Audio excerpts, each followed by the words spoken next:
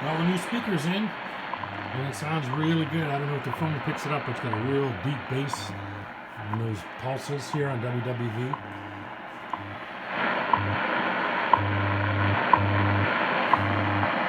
It's just a medium.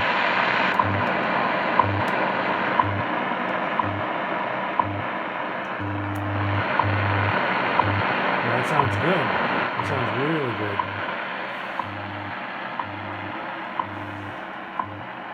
I broke the plexiglass real thin. I had this out from the back side. And I was cleaning a Windex and I caught the corner and I bent it too hard and broke it. I got a piece of packing tape there. I might make a new plexiglass one, put it in from the inside. 3 hours, 30 minutes. Coordinated Universal Time. National Institute of Standards and Technology Time. This is radio station WWV, Fort Collins, Colorado. Broadcasting on internationally allocated standard stereo frequency 2.5, 5, 7, 15 megahertz. Anyway, yeah, I got to figure out how to put these numbers on here, maybe stencil them on.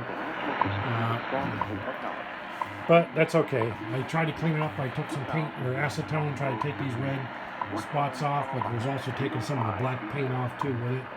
So I just got the big red spots off. And somebody had splattered paint over it. You can still see some of the red splotches.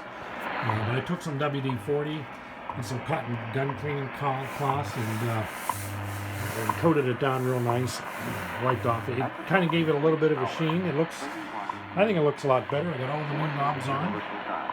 I got some spare knobs for somebody else here. I got the nice brass ring and we got in there, but these some extra knobs. And the speaker sounds really good. I'm happy with that. I think the distortion problem is gone. And now I just need to find a place to put this thing. I can put it up on the shelf with some other antique radios, but they don't work. This one actually works. I like to put this to use somehow, some way. So anyway, there you have it.